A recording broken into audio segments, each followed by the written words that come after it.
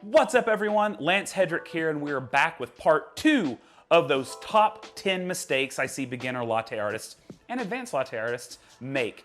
First video was 1 through 5 and we're doing 6 through 10 in this one.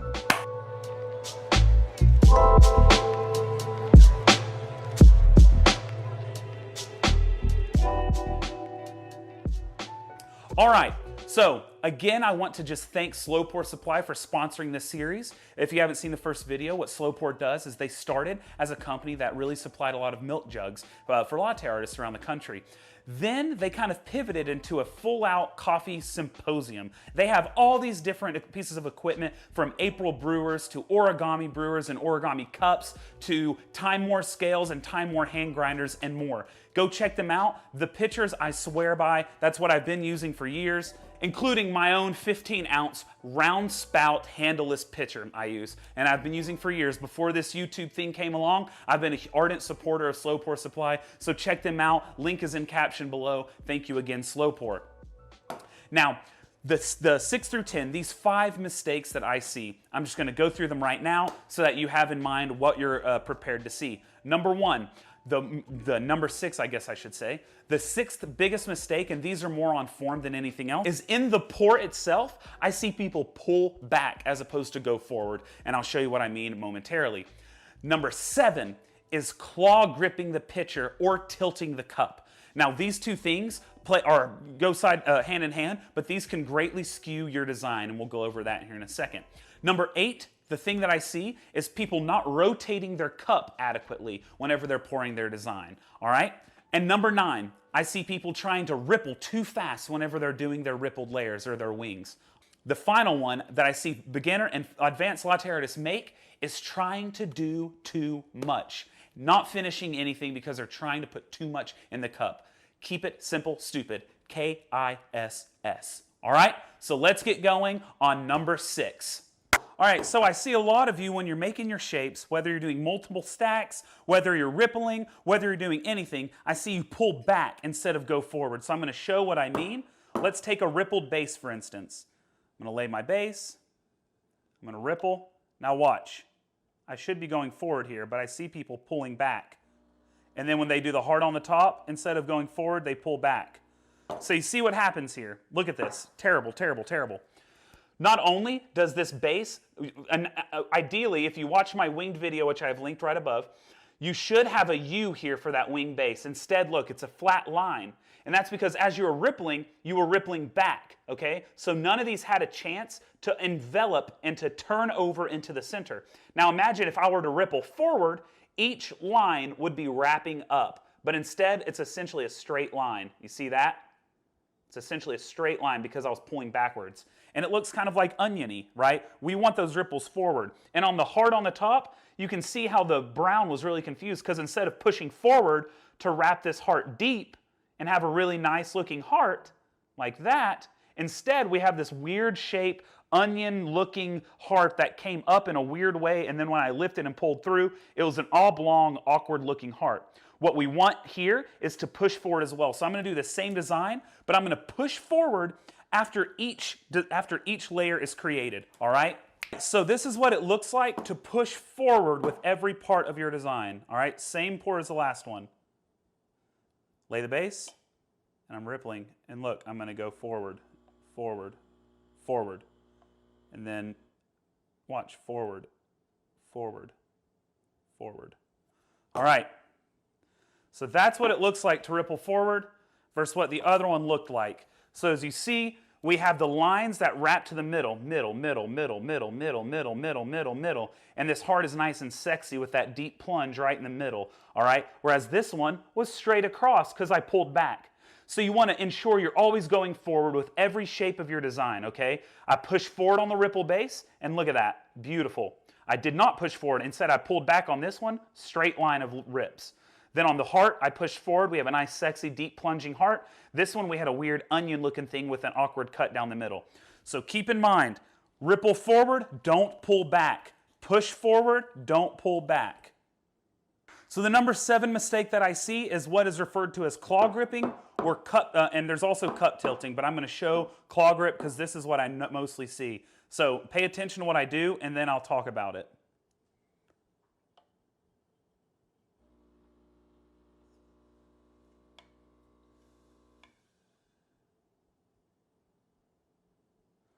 All right, so let's look at what happened. Where's my pen? There it is. So as you see, when I was rippling, it favored this side, whereas this side was kind of wonky. And you see how it blew out over here and not over here. And then as you see on the heart, when I pushed, it looked like it was coming from a side.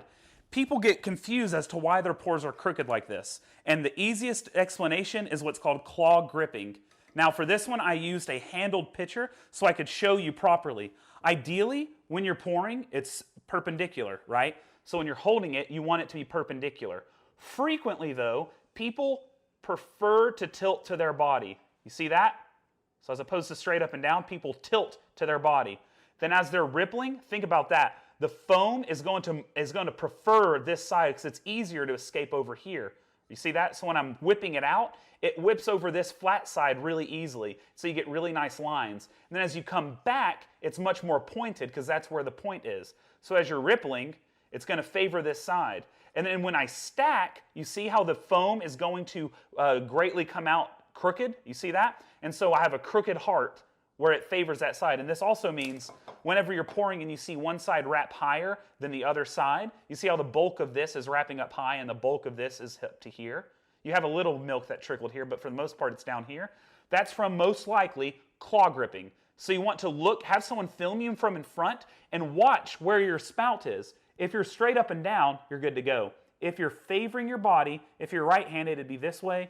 If you're left-handed, it'd be this way. If you're claw gripping, you need to change that so you don't have something like this.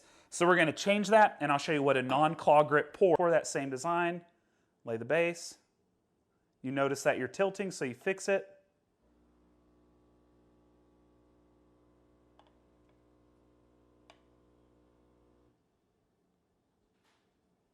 All right. So we fixed the claw grip. We're able to get a more even side-by-side pour of the same design. All right. So I still, as you see, I still had a little bit of claw grip going on with that. It's hard with handled pitchers to really get that perfect up and down depending on how you grip it. It's a difficult thing because you want to favor your body. And that is honestly why I use the handleless pitcher. I find it easier to get the grip where I'm not clawing. But with people who have handles, I see this frequently. People are asking why it wraps more on one side. You're either claw gripping it, or the other issue, which I'm not going to show because this is an easy one to understand, you're holding your cup at an angle, which is going to have the same effect as claw grip. So if you're holding your cup at an angle, that's an issue. But typically people are claw gripping their pitchers. To figure out if this is what you're doing, have someone film you from in front and you'll be able to see immediately which one you're doing. So if you have one side wrapping higher than another or it looks crooked, film from in front and take a look. So the 8th mistake I see people make is they don't rotate their cup very well as they're pouring, which can cause what you're about to see. So you lay the base. All right, and then I see people start their rippling. And then they're wondering why they don't have room for the rest of the design.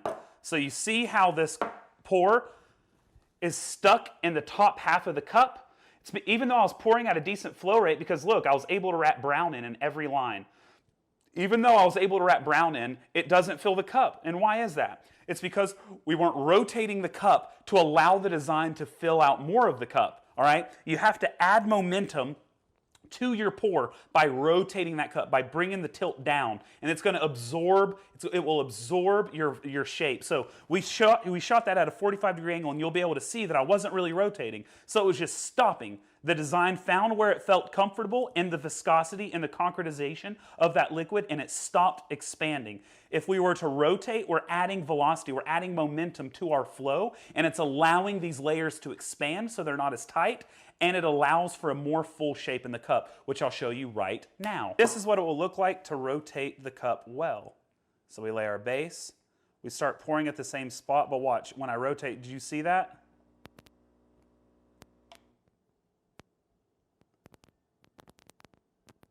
So if you go back and watch that, I started the ripple the same place I did on the other one, but right when I rotated, you saw those lines spread out and fill the cup. And now look at the design. We have all of these nicely wrapped layers that are filling the cup and have a lot of brown integrated in it. And it allowed me to get that U. I was able to push forward so that the heart wasn't smashed between these layers. I was able to fully push out and really expand the design because of my attention to rotation. All right, so number 9, the 9th worst mistake or most common mistake I see people make is when they're starting, they try to ripple too fast when they learn how to do wing bases. So you can ripple quickly if you are advanced and you have a lot of control and you understand what you're doing. But for the most part, you don't need to in order to get a lot of lines. So this is what I see people doing. They're taking their pitcher, they start, and then they start rippling really fast.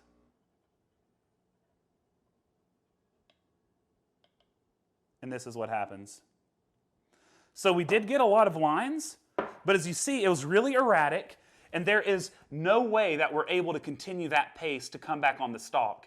So when you're rippling that quickly, you're not really pushing out a lot of foam, because to ripple fast, you have to pour more slowly. The slower you pour, the less foam is going to come out, the harder it is going to make any type of design like this, right? So if you want a fine line, you can get fine lines without rippling super quickly. And I'll show you what I mean on this next Rosetta that I pour, doing a lot of lines, but without rippling this erratically with as little control as I had. All right, so this is going to be the same pour, a Rosetta, with a lot of lines, but I'm going to be a lot more methodical in my ripples. So we lay the base, and then I'm going to come down and watch.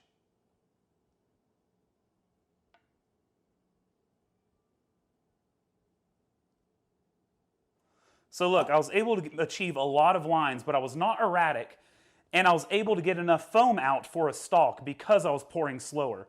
So you can either pour really quick to try to get a lot of lines, but you're going to lose a lot of clarity because a lot of foam isn't coming out when you ripple that fast, or you can get really nice white foam to come out, get a lot of clarity between the lines, and still have the foam to make a stalk. Now, the same principle works with winged bases or rippled hearts or anything else. You want to have more of a lax back and forth and allow more foam to come out so that you can maintain your color as opposed to losing all the color like in this pour where it's all beiged out because there is such little foam coming out with those tiny ripples. You want to have a little bit more of a pendulum swing when you're rippling, and you can still get a ton of lines without losing any of the clarity. All right, so the 10th most common mistake I see amongst beginner latte artists, and honestly even more so with people who have been doing this for a while, is trying to fit too much. So I'm going to do a pour right now and show you what I mean. So you'll have people who finally figure out how to do a nice wing base. They stop and they go, ah, nice wing base, nice, nice, nice. And then they'll go, okay, let's do a heart. Okay, yeah, I got more room. Yeah, I got more room.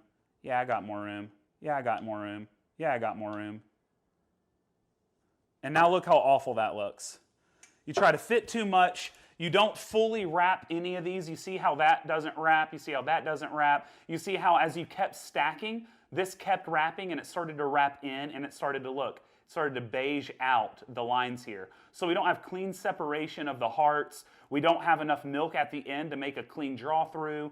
We have this wrapping in. It looks awful. We tried too much. We thought we would up the difficulty of the pour and that it would add to aesthetic beauty, but instead it detracts from it. All right? So you see that right there. That's trying too much. And I see this with everything. People doing stacked tulips, trying to fit 20 in a cup. People trying to do too many ripples. People trying to do too many leaves on a whatever. I see too much. Stop doing too much. Keep it simple, stupid. That's my lifestyle. It's my brand, my motto. So I'm going to do a similar pour to this, but we're going to keep it simple, stupid. All right? And this is what it will look like if you're keeping it simple, stupid, not overcomplicating it.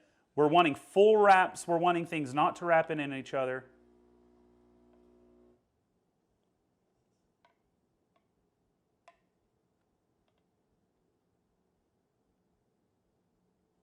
Now look. Now the base wasn't great. Like I said, I'm shaky. Caffeine's hitting, no food.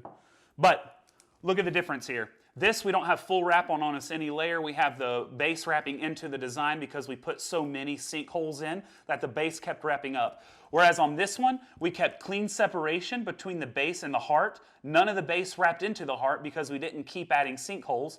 And look at the full wrap of both layers, and we maintain a nice brown line between the two. And I had enough to make a nice pull through without making a slug trail. All right, so keep it simple, stupid. This is much more aesthetic beauty than this one does. All right, so those are my 10 identifiable mistakes that I commonly see people doing with latte art, whether it's through DMs or people tagging me in things, or people in my Discord where I really help a lot of people with their latte art. I let them send me videos there. I don't take them on DMs anymore. So if you want to have that accessibility to me, check out my Patreon below in the caption. I would love for you to join. But anyway, those are the 10 most common mistakes I see. I'll do some more videos like this in the future, but for now, work on those on 1 through 10. Here's the video of part 1 that you may not have seen. If you haven't, it's right there. Click on it and give that a look.